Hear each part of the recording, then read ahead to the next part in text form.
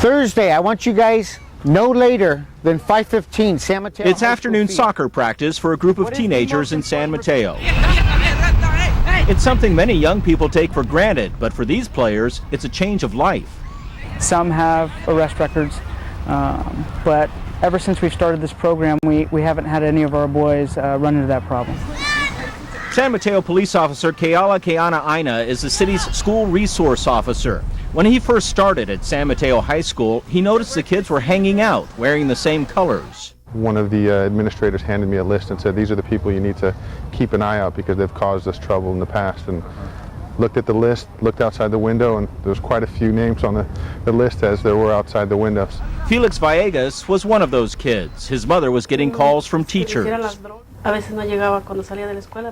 cut a lot of classes, and sometimes he wouldn't even come home after school.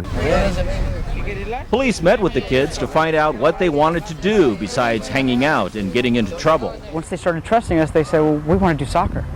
And I said, well, soccer it is. So on this hardscrabble lot near Highway 101, the kids began their transformation.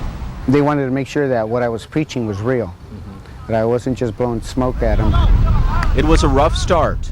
They were actually pretty hard on each other. They were constantly ridiculing each other, making fun of each other, and they weren't even respecting each other, and they were friends.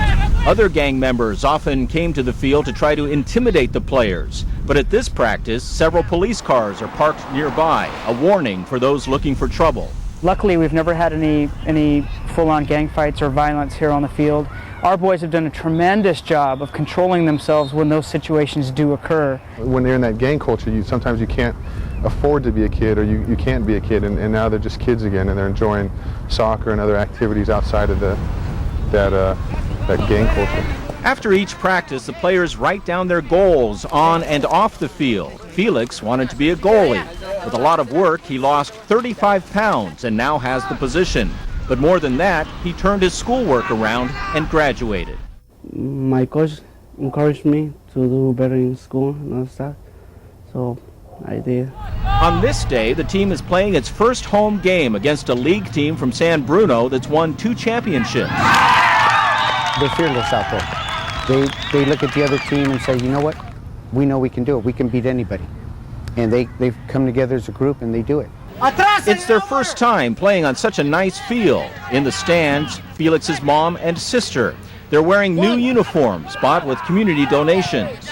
For every dollar that you spend, that's $7 you don't pay down the road to the criminal justice system. Add into that all the lives ruined and the lack of healthy adults we're growing for our society, and it just makes ultimate sense. Blessing me. It's the rubber match. The teams played twice before, winning 1 each. Tonight, San Mateo won, 4-2.